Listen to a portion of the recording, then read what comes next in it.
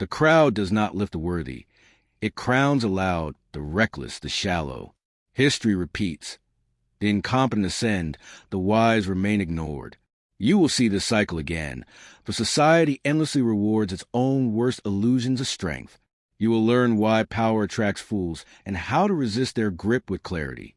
This is for protection, not harm. Crowds worship noise, not wisdom. They reward those who shout, not those who think. This is the oldest mistake of society, and it repeats across every age. You have seen it.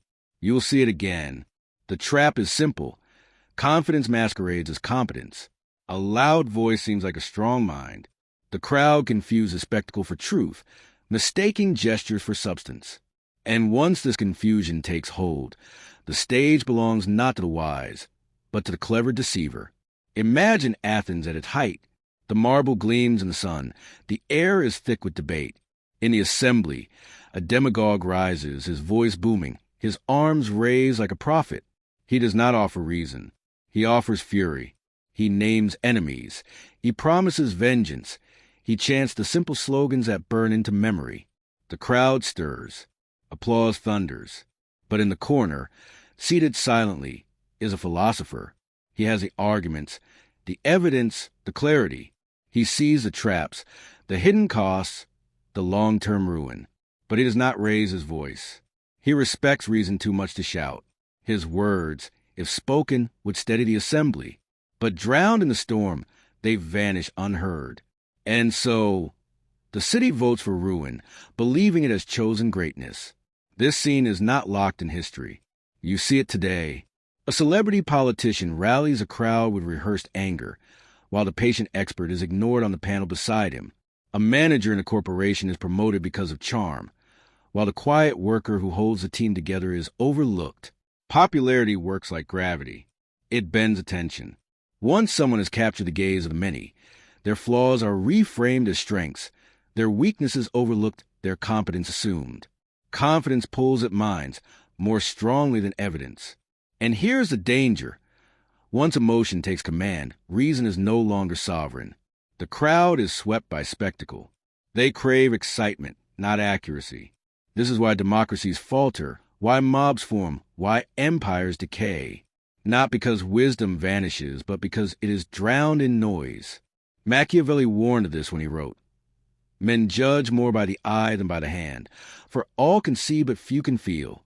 What appears strong is trusted more than what proves strong."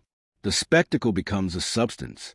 The Stoics, by contrast, counseled you to anchor yourself not in appearances but in reality. Epictetus said, "Appearances are of four kinds. Things are and appear to be, or they neither are nor appear to be. Your task is to pierce the mask, to ask not how something looks, but whether it is. You practice this daily in small acts. When you hear a leader, an influencer, a speaker, pause. Ask, is this persuasion or proof? Is this confidence or competence?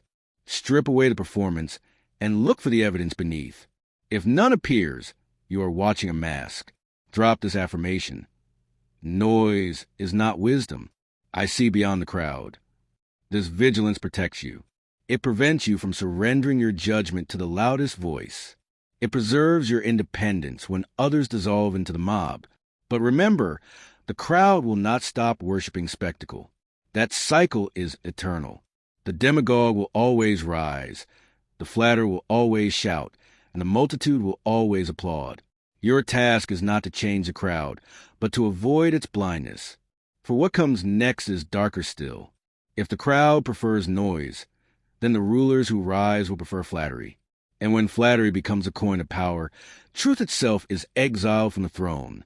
Power often belongs to the sycophant, not the sage, because flattery buys more than truth.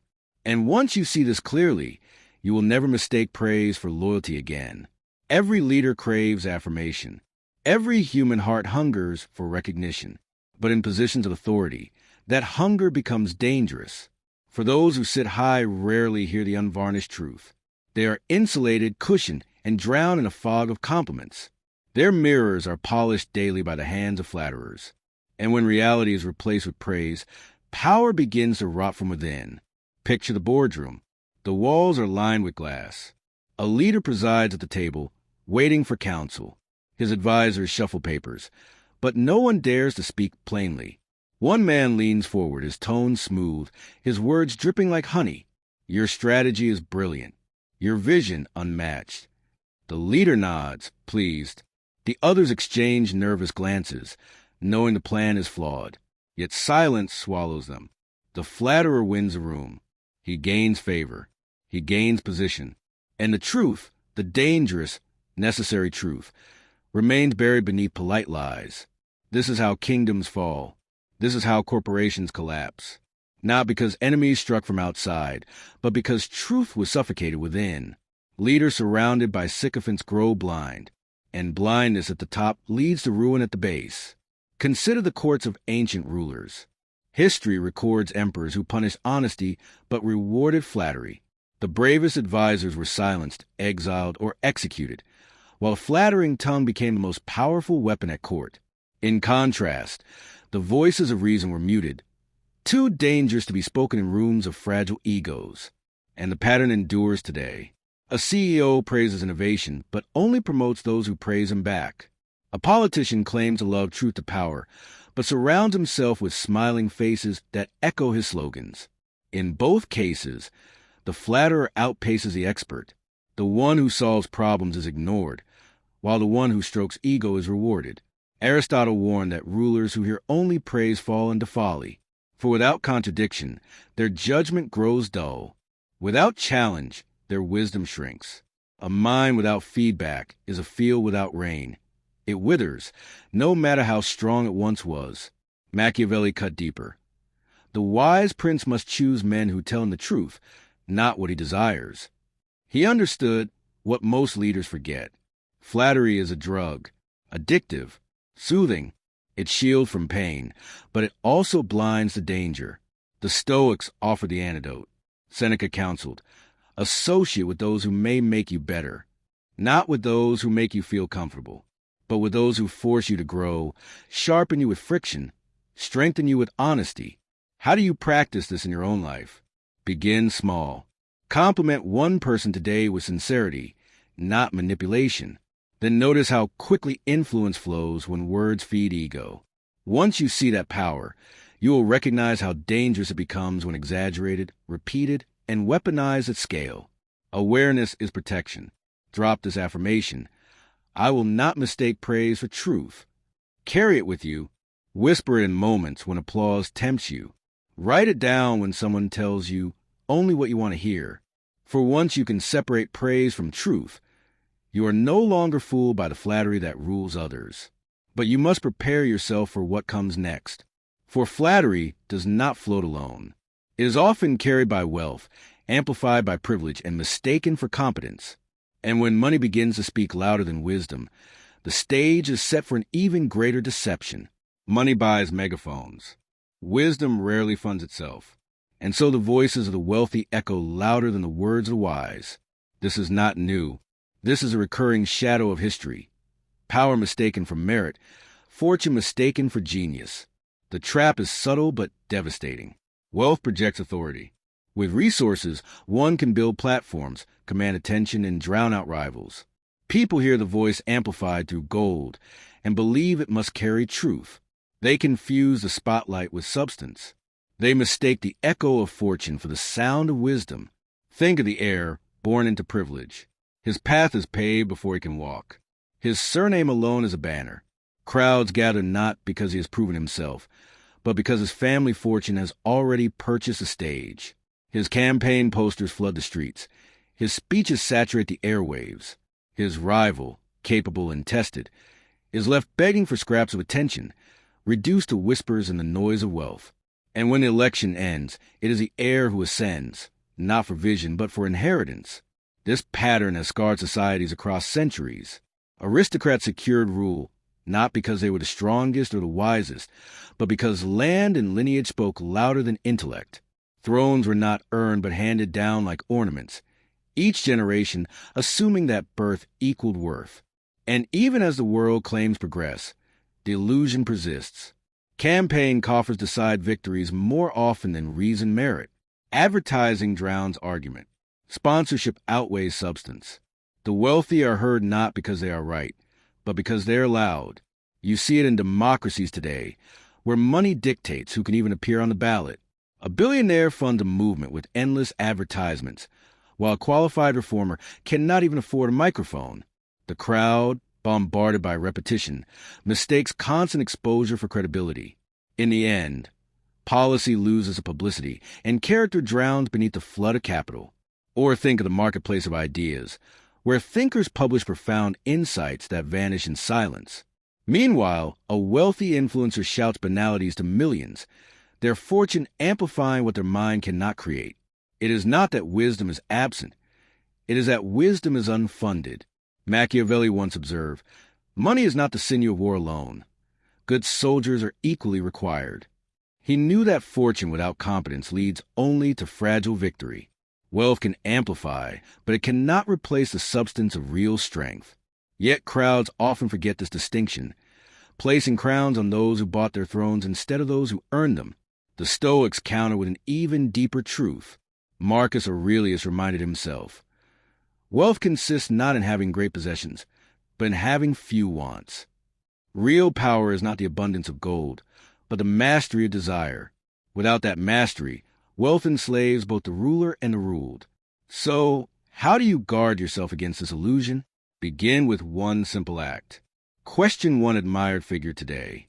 Ask yourself, do you respect their mind or their fortune's echo? Strip away the stage, the spotlight, the bank account. What remains? Is it wisdom, or is it emptiness magnified by wealth? Drop this affirmation. I will not confuse riches with reason.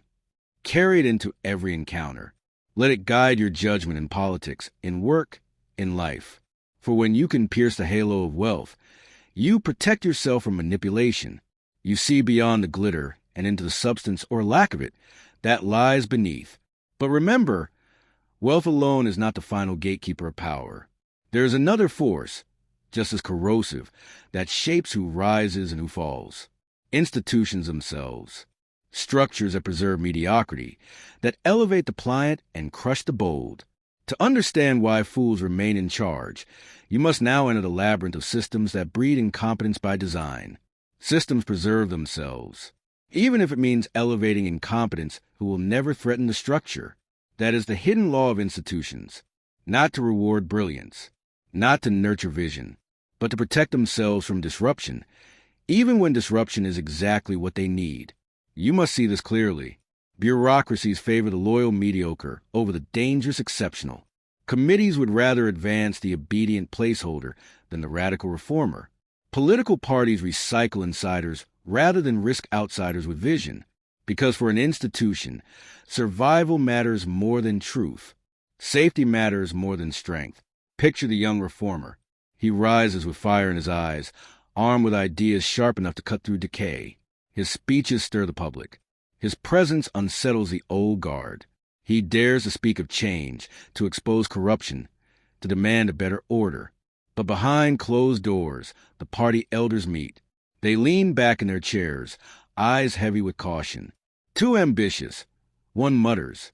Too unpredictable, says another. They nod in weary agreement.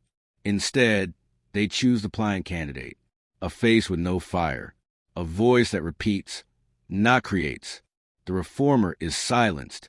The institution remains intact. This is how systems crush those who might renew them, by promoting only those who will never threaten their foundations, by rewarding the shallow and the safe, while punishing those who might breathe life into the structure. It is not malice alone. It is inertia, the instinct of systems to survive, even if it means suffocating the very minds that could save them. You see this in bureaucracies that bury innovation beneath endless forms and approvals. A visionary employee suggests a new approach. The proposal circulates, dies in committee, and is filed away. Meanwhile, the loyal but uninspired colleague is promoted for stability. The message is clear: competence threatens, conformity protects. Or look at politics. A movement cries for change. A bold outsider offers genuine vision, yet the party machinery crushes him, preferring an insider whose only qualification is loyalty to the machine. The crowd is told this is unity. In truth, it is cowardice disguised as order. Aristotle saw this long ago. He observed that structures often enslave leaders, rather than leaders commanding structures. Institutions do not serve the individual a vision. They bind him, absorb him, or expel him. Machiavelli spoke with darker clarity. It is better to be feared than loved, if you cannot be both. He knew that institutions only respect force. Charm may win applause, but only power bends a structure. The safe candidate is chosen because he inspires neither fear nor disruption. He is manageable, he is forgettable, and therefore he is useful to the system. The Stoics answered differently. Marcus Aurelius warned himself, "If it is not right, do not do it. If it is not true, do not say it." This is the inner rebellion against institutions that demand obedience over integrity. You may not control the system, but you control your own alignment with truth. How do you practice this awareness? Begin by watching one institution closely. A company, a university, a political party. Ask, who does it promote?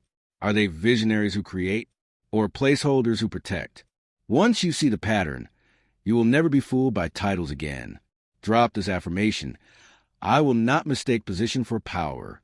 Carry it like armor, for the world will constantly try to dazzle you with rank, with status, with the empty authority of titles.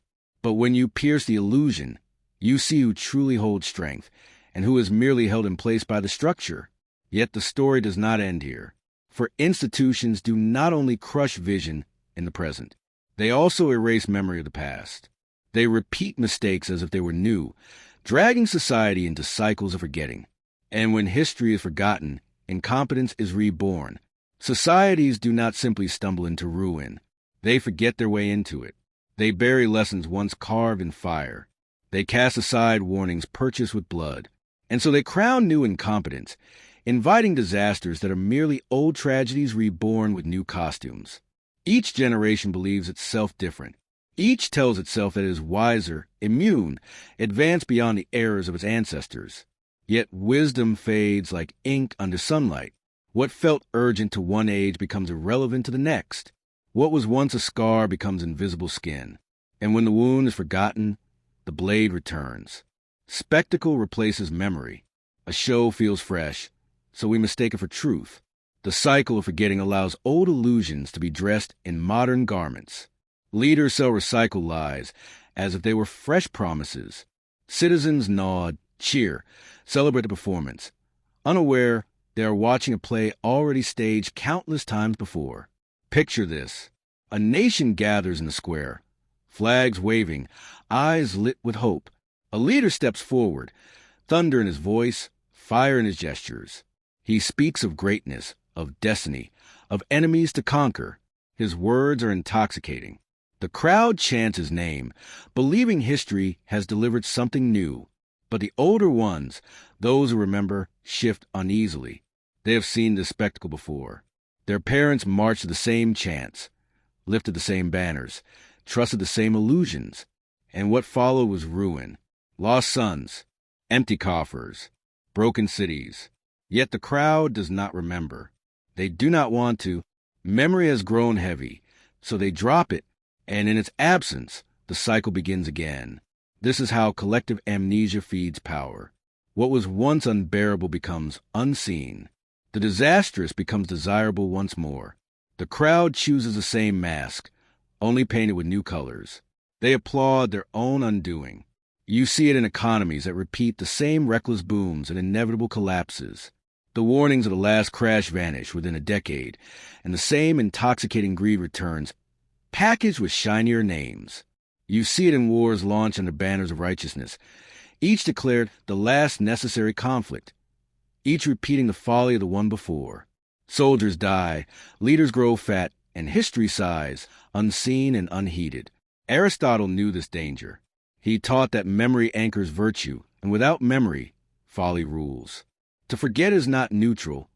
It is a betrayal. It is to surrender to forces that have already proven their poison. Machiavelli sharpened the lesson. Whoever wishes to foresee the future must consult the past. He understood that history is not a museum, but a mirror. The patterns repeat, not because fate demands it, but because forgetfulness allows it. The Stoics pressed the truth inward. Seneca wrote, Every new beginning comes from some other beginning's end. The wise man does not discard history. He harvests it, carrying its bitter fruit forward as warning and nourishment. So, how do you resist the cycle of forgetting? Begin with one story. Read of a failed leader, whether emperor, general, or modern demagogue. Look closely at his words, his gestures, the public's intoxication. Then ask, which of these signs do you see today? Which shadows are moving once more on the stage of your own world? Drop this affirmation. I remember, so I am not deceived. Carry it with you. Let memory become your weapon, your shield. In a world obsessed with spectacle, the act of remembering is rebellion, because forgetting is not just about the past. It is about the future you are willing to repeat. If you refuse to remember, you agree to relive. If you hold memory, you hold power. And yet, even memory is not enough, for there are forces more subtle than forgetting, forces that do not erase history but distort it, bending truth into propaganda until lies feel solid as stone. And that is where the next danger waits. You cannot burn the cycle away. You cannot purge it from existence. The world will always crown incompetence, always reward masks, always repeat its illusions. But you can pierce it. You can step aside, not by tearing down every falsehood, but by refusing to kneel before them. This is resistance by clarity, the ability to see through disguises, to strip power from appearances, to hold yourself free while others are bound. Resilience is not built on noise or outrage. It is built on sight, to recognize that the emperor is clothed in nothing, while the crowd insists he is draped in gold. Society thrives on masks. Leaders polish them. Institutions sanctify them. The masses worship them. But you do not need to. Discernment is your weapon. It allows you to avoid blind loyalty, to step back when the crowd rushes forward, to protect yourself from the fools who mistake glamour for greatness. Your sphere of influence may be small, a household, a workplace, a circle of companions. But within it, clarity is sovereign. If you refuse illusions there, they weaken. If you protect your vision, their hold on you collapses. Picture this. The square is alive with celebration. Music shakes the air. A leader steps onto the stage, his voice commanding, his gestures fierce. Around you, people cheer, chant, wave banners. Their eyes shine with devotion. You stand among them, but you do not chant. You do not wave. You do not drink the spectacle. You watch, calm, silent. You see the tricks, the rhythm of his words, the rehearsed indignation, the practiced smile. The crowd believes because they need to believe. You resist because you need to see. Later, they will weep when their illusions betray them. You will not. You will be ready. You will have built your strength in silence. This is not a fantasy. It is a choice, a posture of clarity in a world addicted to theater. Look at politics, where entire careers are built on slogans and staged outrage. A crowd swears loyalty to the loudest voice, mistaking noise for truth, while a quiet strategist prepares in the shadows. Look at business, where a leader with charm but no vision commands devotion, while the skilled but unpolished worker remains invisible. The crowd worships charisma. Clarity sees competence. Machiavelli once wrote, "The vulgar are always taken by appearances, and the world is composed of the vulgar." He did not say this with cruelty, but with recognition. Appearances rule the many. Clarity belongs to the few. The Stoics whispered a counterpoint. Marcus Aurelius reminded himself daily, "If anyone can show me I am mistaken, I will gladly change." True strength does not cling to appearances. It clings to truth, however bitter it tastes. So how do you live this resistance? Begin with one illusion. Write it down, a figure, a title, an authority you once revered. Strip it bare. Ask yourself, was it their wisdom that earned respect, or the echo of wealth, status, and masks? Then withdraw your obedience. Remove the fuel that sustains the illusion. Drop this affirmation. I see through appearances. I bow to truth, not theater. Repeat it until it shapes your instincts, until you are immune to the glitter that blinds the masses.